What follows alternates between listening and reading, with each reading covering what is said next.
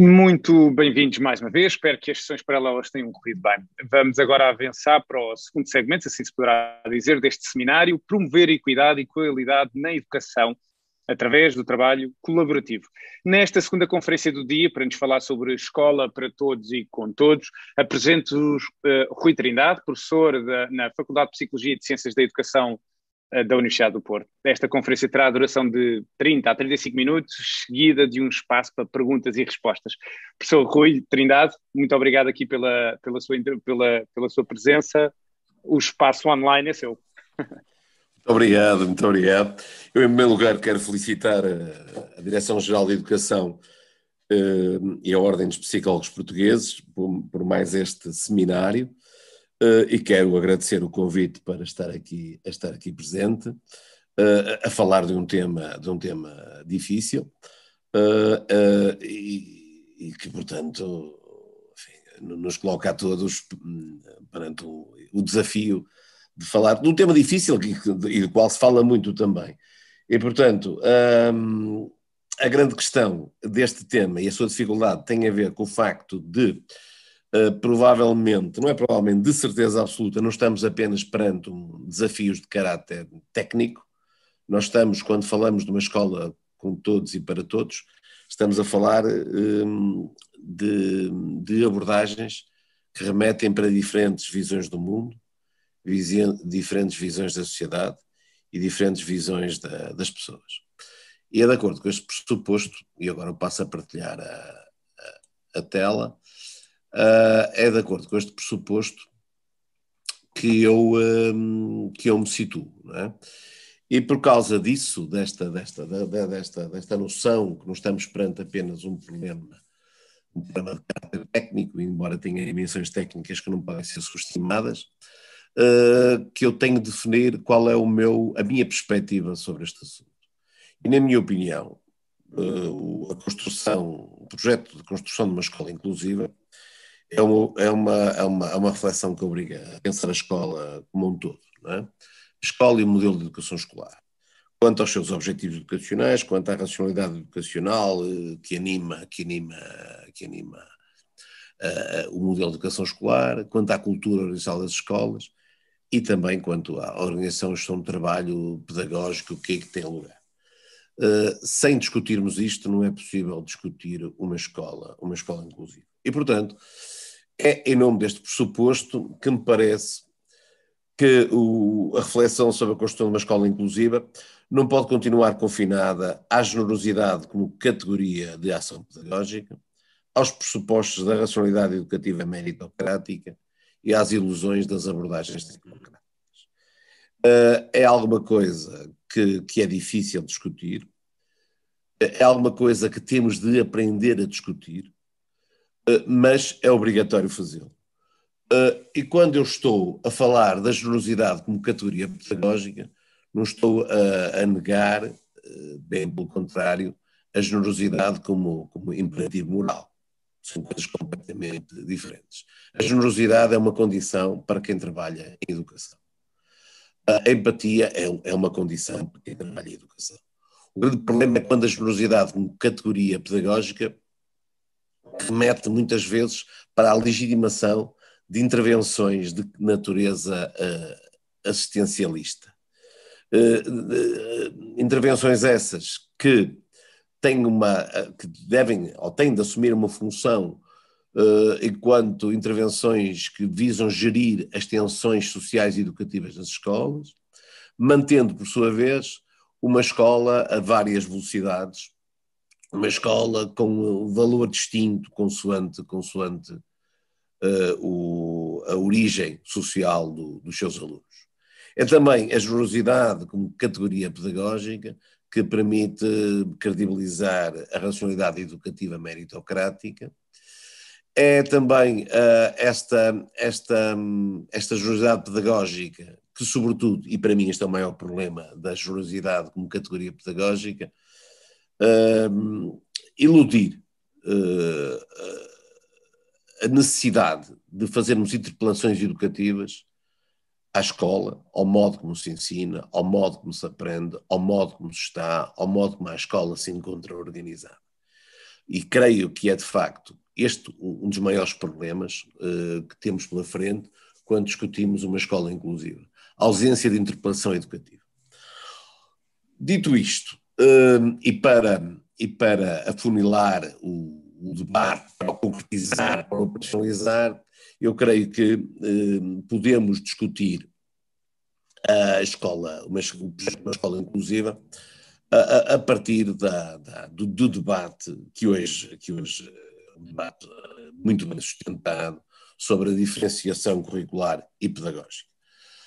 E nós, no domínio deste debate, podemos identificar duas grandes perspectivas. Uma que eu chamarei as abordagens circunscritas e outras que eu chamarei as abordagens empoderadoras.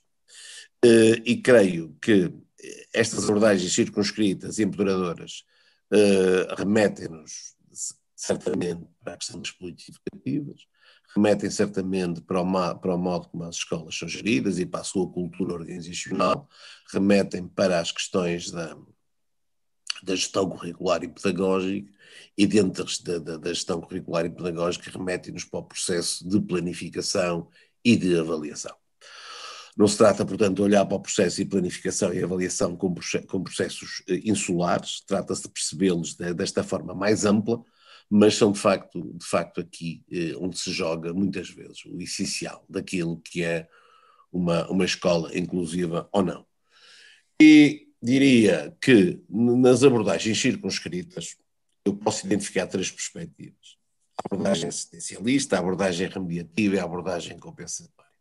Muito rapidamente tenderei a caracterizar uma delas e recorrendo a uma reflexão, na minha opinião, muito interessante, sustentada, informada, da professora Maria de Alundão, que considera que a abordagem assistencialista se caracteriza, sobretudo, por, em nome das diferenças, acabar por legitimar a segregação dos alunos. E fala-nos de duas estratégias que, de alguma forma, corporizam a abordagem assistencialista. A primeira, a abordagem que ela chama abordagens educativas que se desenvolvem de acordo com o princípio da simplificação-regulação e muitas vezes o recurso às atividades extracurriculares como formas de promover a abordagem assistencialista. De uma forma geral, a ideia das abordagens extracurriculares é a necessidade de acreditar que tudo se resolve se as crianças, se os jovens, se os adolescentes tiverem oportunidades de socialização que lhes permitam compreender regras, que lhes permitam compreender como é que se podem relacionar uns com os outros, e portanto isto seria condição para depois eles se integrarem e terem sucesso na sua vida escolar. O grande problema das atividades extracurriculares é que elas estão dissociadas das exigências e dos desafios curriculares que se propõem nas escolas. Creio que, de qualquer forma, aquilo que eventualmente nos possa interessar mais, porque é mais usada, é mais conhecida, é aquela que merece ser discutida, quanto às suas zonas de luz e quanto às suas zonas de sombra, é o princípio da simplificação-regulação. E o princípio da simplificação-regulação, na perspectiva da professora Maria de Alundão, entende a diferenciação de uma forma que eu diria pobre e que eu diria segregacionista. Porquê? Porque normalmente é o tipo de atividade que supõe, digamos, iniciativas particulares dirigidas para alunos com dificuldades de aprendizagem ou com dificuldades de comportamento, e que se definem por, normalmente, objetivos curriculares estéreis, do ponto de vista das aprendizagens e da formação dos alunos, critérios de avaliação de exigência contingente, que normalmente tendem a secundarizar o desempenho académico para se situarem, sobretudo, na valorização das atitudes e dos comportamentos. E, portanto, um tipo de intervenção que, sobretudo, visa dotar os estudantes de novas competências sociais e de comunicação verbal, entendidas como, de facto, o grande objetivo para aqueles que apresentam dificuldades de comportamento e dificuldades de aprendizagem. Diria que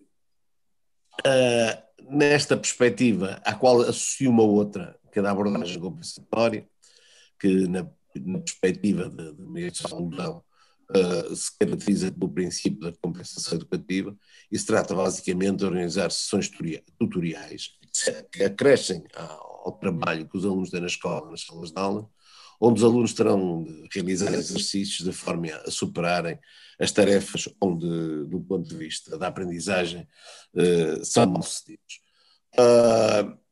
Basicamente, isto é um tipo de intervenção que os psicólogos conhecem bem. Trata-se de identificar essas tarefas, de compor essas tarefas em subtarefas e de fazer com que os meninos transitem através dessas subtarefas até conseguirem atingir o objetivo fundamental. A ideia aqui é que haja um controle constante sobre o desempenho dos alunos, que permita, por um lado, aferir se eles estão a ser bem-sucedidos e permita aos professores tomarem decisões educativas. Eu creio que não se pode fechar esta possibilidade de intervenção desde o momento que não nos circunscrevamos apenas a este modo de intervenção. Por sua vez, o problema destas perspectivas, estas perspectivas que eu diria circunscritas de diferenciação, confrontam-nos primeiro com um primeiro equívoco. É que a diferenciação é vista apenas para os alunos que apresentam dificuldades na escola. Fica circunscrita a respostas a alunos que apresentam dificuldades. O outro problema é que tendem, normalmente, esta resposta tende a não interpelar as condições curriculares, as estratégias pedagógicas, as metodologias de avaliação, que, podendo ser inadequadas, também poderão ser responsáveis por isso, pelas dificuldades de aprendizagem dos alunos. Por outro lado, depois há o modo como isto se concretiza. E o modo como isto se concretiza é alguma coisa que também merece da nossa parte muita atenção. Porque muitas vezes é proposto iniciativas de compensatórias face aos estudantes, que assentam em avaliações muito pouco rigorosas, muito desfocalizadas das dificuldades da aprendizagem dos estudantes, muito desfocalizadas das suas circunstâncias de vida, e que tendem normalmente a repetir nas situações de compensação educativa exatamente as mesmas estratégias que estiveram na origem do insucesso dos estudantes. É a famosa estratégia mais do mesmo. Portanto, pode considerar-se, então, que as abordagens circunscritas da diferenciação pedagógica poderão constituir exatamente o modo de impedir a escola inclusiva.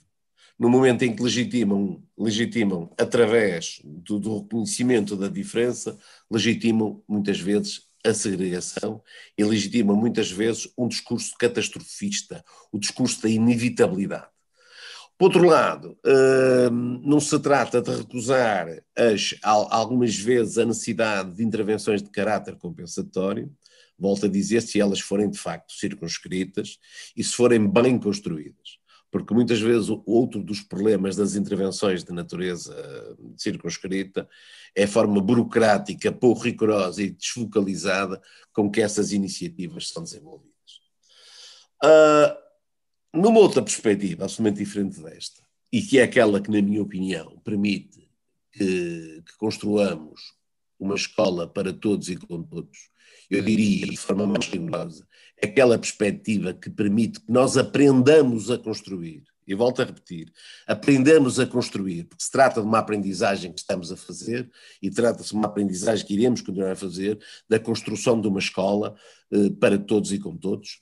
Trata-se de perceber que o primeiro momento é de interpelar, problematizar, compreender que muitas das dificuldades dos nossos alunos e que muita da ineficácia da nossa escola passa pelo paradigma pedagógico da instrução e pela utilização do modo de ensino simultâneo, através da qual esse paradigma se concretiza.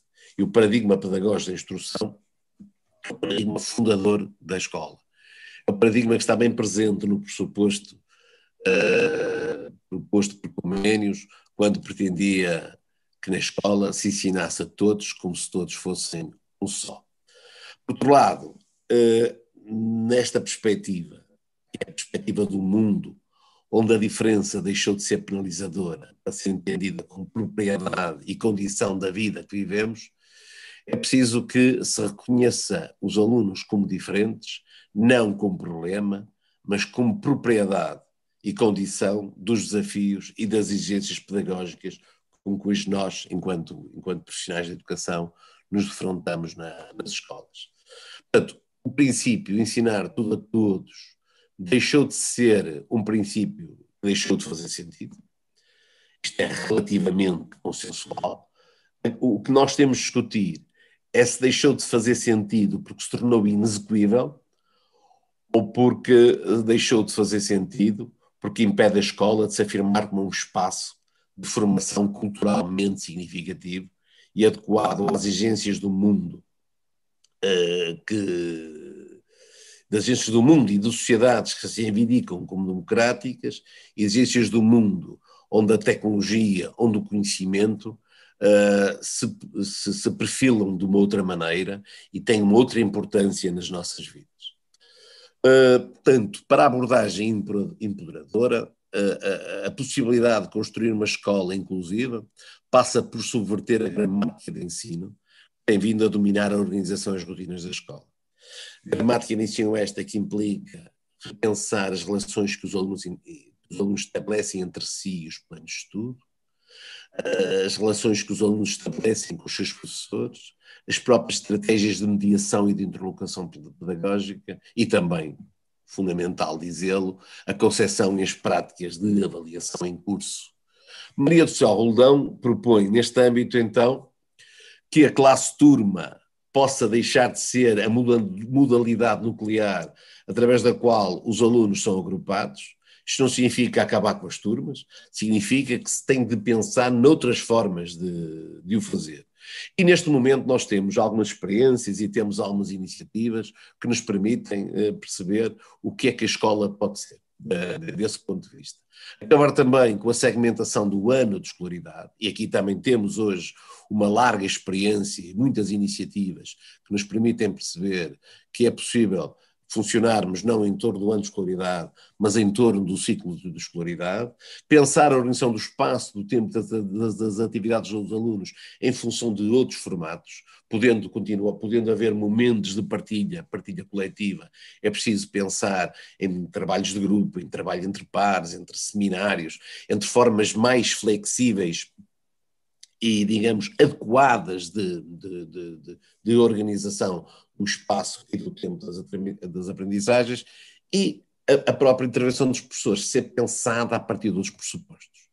E o pressuposto que nós temos de superar, e eu admito que é difícil superar, eu admito que necessitamos de um tempo para o fazer, mas é que não se pode continuar a partir do princípio, que é a função dos professores é ensinar alunos que à partida são entendidos como ignorantes e incompetentes.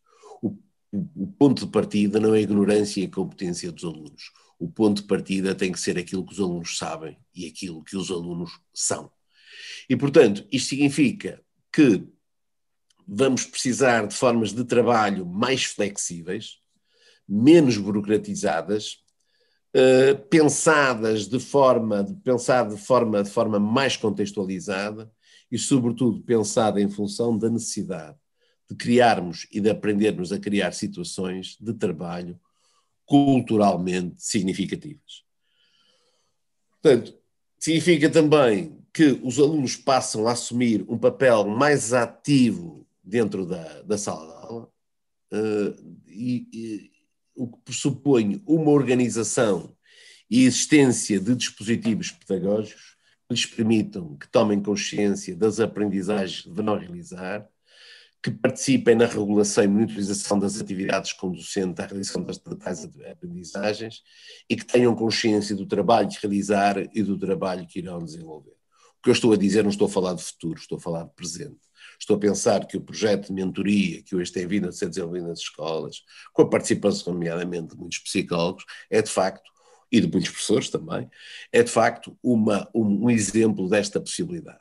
Por sua vez, é preciso também subverter, rebentar, implodir com o ciclo didático que se confina ao ciclo da exposição, da aplicação e da verificação, que é um ciclo maldito, é um ciclo que já deu o que tinha a dar, não é? Do ponto de vista das suas implicações. Não significa que não continue a haver aulas positivas. As aulas positivas continuam a fazer sentido. É preciso que as aulas positivas não continuem a ser hegemónicas. É preciso compreender quando é que a aula positiva é a metodologia mais adequada e pode ser uma metodologia adequada. Desde que as aulas positivas, de facto, não continuem a servir para a distribuição unidirecional e massiva da informação e das perguntas, que visam verificar se os alunos são capazes de reproduzir exatamente aquilo que o professor lhes ensinou. Portanto, eu termino com uma frase de Boaventura Sousa Santos que me parece que se consubstancia aquilo que é o desafio de uma escola para todos e com todos. Uma escola que nós temos que aprender a construir e que eu creio que estamos a aprender a construir. O Boaventura Sousa Santos diz-me que temos o direito a ser iguais quando a nossa diferença nos inferioriza e temos o direito a ser diferentes quando a nossa igualdade nos descaracteriza. Daí a necessidade de uma igualdade que reconheça as diferenças e de uma diferença que não produza alimento ou reproduza as desigualdades. Muito obrigado pela vossa atenção e espero ter sido útil. Muito obrigado, professor Rui Trindade. Não sei se me está a ouvir, está-me a ouvir? Estou, perfeito. Ótimo, perfeito. maravilha. Muito obrigado aqui pela sua intervenção, interessantíssima, como também já era expectável. Tenho algumas questões que nos foram chegando e gostaria de partilhar consigo. Então são 3, 4 questões que gostaria, e peço desculpa aqui pelo pedido, mas agradeci ao seu poder de síntese, que eu sei que existe. Entendo. Muito bem, então vamos à primeira. Como se compatibiliza um projeto de inclusão escolar com a necessidade de a escola ter de contribuir também para a formação de elites mais esclarecidas e capazes? Ok, é para responder. Ok. Então falemos sobre o modo como a escola que temos tem vindo a formar as elites mais esclarecidas e capazes. E para não haver especulações, eu vou aos relatórios do IAV relativos aos exames nacionais do ensino secundário e vou aos últimos resultados do TIMSS, né, tão falados. Uhum. Nós verificamos pelos relatórios dos exames do ensino secundário é que temos um problema, e o problema é este, é que os nossos alunos são ótimos na reprodução da informação, mas não têm dificuldades em inferir informação, têm dificuldade em desenvolver estratégias próprias que não tenham sido treinadas previamente na sala de aula. Nos resultados do TIMSS, o que é que nós verificamos? Primeiro que não estamos tão mal como para aí se pinta, mas na verdade, isso é uma coisa também muito importante dizer, não é? Porque de repente, quer dizer, isto joga com agendas políticas e isto muitas vezes torna-se num problema para a discussão que verdadeiramente interessa. Mas os resultados do TIMSS nos mostram é que do ponto de vista daquilo que são as competências mais exigentes, as competências cognitivas mais exigentes, nós continuamos atrás. Então eu diria que aquilo que nós temos hoje ainda, apesar de tudo e apesar das transformações que têm vindo a ser realizadas nas nossas escolas, e algumas dessas transformações são profundamente positivas, nós temos melhores resultados do ponto de vista do abandono, temos melhores resultados do ponto de vista do insucesso, mas continuamos de alguma forma sujeitos à racionalidade de uma escola de massas elitizada. E, portanto, o que nós precisamos é, de facto, uma escola mais inclusiva. Uma escola que, por um lado, contribua para uma formação académica mais exigente, mas também para uma formação humana mais exigente. Creio que isto só pode ser feito no âmbito de uma escola inclusiva. E relativamente ao Decreto-Lei 54 de 2018, acha que pode ser entendido como um contributo decisivo para a afirmação de projetos escolares mais inclusivos, e já que estamos a falar nesta questão da escola mais inclusiva? Sim, embora o Decreto-Lei 54, eu não associo sempre ao Decreto-Lei 55 e sobretudo associo sempre ao perfil do aluno à saída escolar obrigatória. Se quiser acrescentar mais uma coisa, associo também ao despacho 181 de 2019. Eu explico porquê. Porque nós hoje temos um quadro legal, pela primeira vez na história da educação deste país, que permite que as escolas possam funcionar a diferentes ritmos, possam funcionar em diferentes circunstâncias, possam ter projetos, possam ter até um tempo para aprender a fazer. E, portanto, o que me parece é que o Decreto-Lei 54, que é um Decreto-Lei que introduz, na minha opinião, alguma coisa fundamental, que é a dimensão organizacional e educativa como modalidade de resposta, parece-me, e é muito importante, porque nós necessitamos de perceber a inclusão como um problema organizacional, isto não é o problema do professor A, B ou C, não é o problema do SPO, não é o problema do gabinete, não é o problema apenas do EMAE, é um problema da escola toda. Parece-me que o Decreto-Lei 54, ao introduzir isto, introduz alguma coisa de fundamental. Assim como introduz também o facto de que nós, na escola, a escola é uma instituição de natureza educativa, não é uma instituição de natureza terapêutica. E, portanto, significa que, de alguma maneira, a questão, por exemplo, da intervenção com alunos que manifestem com necessidades educativas especiais pode ser circunscrita e não pode ser episódica. Eu fiz o meu curso na Faculdade de Psicologia e Ciência da Educação em fins da década de 90, fins da década de 80, princípios de 90. Lembro do meu querido professor Joaquim Bairrão Ruido, que na altura, apresentando-nos o relatório Arnoc, nos mostrava como o modelo médico-pedagógico tinha falido. Pelos vistos não faliu, não é?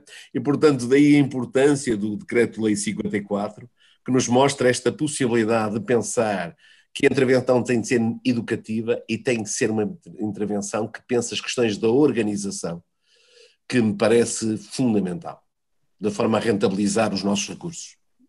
Ficou retido a escola é uma instituição de natureza educativa e não terapêutica, de facto, muito interessante. E numa escola para todos e com todos, qual o contributo que os psicólogos podem e devem assumir em tal projeto? Muito bem, esta é uma pergunta que para mim é muito simpática, não é? Eu acho que ela tem de ganhar visibilidade. Eu acho que os psicólogos, e quando falo dos psicólogos, falo dos assistentes sociais, falo dos especialistas em ciências de educação, falo dos educadores sociais, mas falando dos psicólogos especificamente, eu acho que eles não podem ficar confinados a uma posição periférica ou circunscrita. Parece-me interessante que existam SPOs, parece-me interessante que existam MIAs, parece-me interessante tudo isso, e parece-me interessante que os psicólogos estejam aí. Mas isto não pode gerar uma intervenção de caráter confinado, aliás, que é uma palavra maldita nos que correm. É preciso que a partir daí os psicólogos possam ter uma intervenção muitíssimo mais ampla, nomeadamente ao nível da questão da gestão curricular, ao nível da gestão pedagógica, ao nível da participação em projetos desta natureza, que não sejam projetos periféricos, sejam projetos nucleares. Isto implica, por um lado, que a escola tem que se organizar para este tipo de trabalho, mas também implica que os próprios psicólogos tenham que, de alguma forma, se formar para este tipo de trabalho. Não tenho nada contra alguém que venha de uma experiência de clínica para a escola, nada, desde o momento que perceba que a experiência da escola é uma experiência completamente diferente, que os objetivos são outros, que as idiosincrasias são outros, que os desafios são outros. E, portanto, até me parece que é na base dessa articulação, dessa transfertilização de saberes, que o trabalho dos psicólogos pode ser decisivo. Quando se fala de uma escola de bem-estar não é uma escola apenas que proporciona boas relações. É uma escola que proporciona as boas relações, que também pressupõe aprendizagens culturalmente significativas. E, portanto, eu creio que os psicólogos têm um património, têm uma experiência que pode ser muito interessante, pode ser decisivo para as escolas, mas também é preciso pensar que esse património e essa experiência têm que ter em conta esta especificidade das escolas como espaços de socialização cultural. Eu não resisto, eu tinha só 3 questões, mas a conversa está a ser ótima, portanto tenho aqui mais uma questão que é, não acha que as exigências de uma escola para todos e com todos pode conduzir ao que António Novo designa por transbordamento das funções docentes, que não serve nem as escolas nem os docentes? Pô, quer dizer, vamos a essa questão. É uma questão muito interessante, embora essa é uma questão que diz respeito, não diz respeito a todos, mas diz respeito aos professores.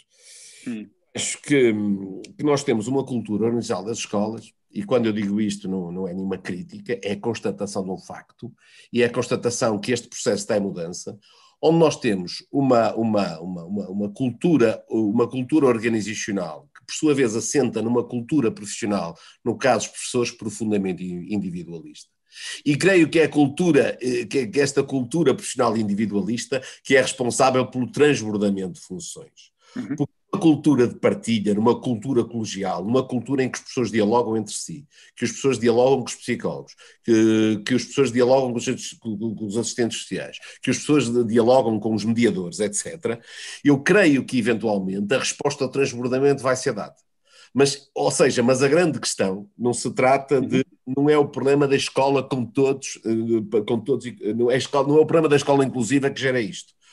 A escola inclusiva necessita de uma cultura de colegialidade. E se nós a formos capazes de implementar, provavelmente o medo, os receios do professor António Nova serão superados. Agora, é uma aprendizagem que nós vamos ter que fazer. E não é uma aprendizagem fácil, é uma aprendizagem que vai levar tempo. Mas creio que é esse o caminho. Sr. Rui, agradeço-lhe imenso aqui ter disponibilizado o seu tempo, foi interessantíssimo. Muito obrigado também por ter respondido aqui a estas questões que eu fui colocando. Tinha muitas mais, mas de facto o tempo, já sabemos como é que é, o tempo não perdoa. Muito obrigado mais uma vez, professor Rui. Eu é que agradeço e um bom congresso. Eu vou continuar por aí, vou continuar. Okay, ótimo. Muito obrigado. Um abraço para todos e para todas. De seguida irão decorrer as sessões paralelas, relembro mais uma vez que têm de entrar pelo site, selecionar o menu Sessões Paralelas e utilizar os códigos de acesso que foram enviados no passado dia 12 deste mês. Se não recebeu o código da sessão que se inscreveu, veja na sua caixa de spam ou entre em contacto com o Helpdesk que está no menu Contacto do site deste seminário. Relembro as salas que irão arrancar. Temos 5 salas, ao contrário da primeira sessão que tivemos 4 salas, agora iremos ter 5 salas. A primeira, Cultura Colaborativa, Populações Vulneráveis e o Papel dos Psicólogos, Rui Marques, do Instituto Padre António Vieira. Na segunda sala, Plano Integrado e Inovador de Combate ao Incesto Escolar do Concelho de Leiria. Sim, juntos somos mais capazes, de Pedro Cordeiro, da Faculdade de Psicologia e de Ciências da Educação da Universidade de Coimbra, e de Ana Bela Graça, vice-presidente da Câmara Municipal de Leiria e vereadora da Educação e Cultura, da Câmara Municipal de Leiria, naturalmente. Trabalhar em rede, um modelo de organização intermunicipal das intervenções de carreira, Maria do Céu Taveira, da Escola de Psicologia da Universidade do Minho. Na sala 4, Comunidades de Aprendizagem Included, as ações educativas de sucesso para a inclusão e a coesão social, de Maria Casada, da Universidade de Barcelona. E programa na sala 5, programa de mentoria da teoria à prática na escola de Tânia Nunes e Vítor Azevedo, do agrupamento de escolas de Cristelo. Da minha parte, despeço-me para já e encontramos às 14h30 aqui para a conferência Practitioner Competence and Ethical Issues in Use of Information and Communication Technologies in Career Guidance, com Raiman Vorenin e Ana Ketunen. Obrigado, até já, e se não nos vimos antes, um bom almoço.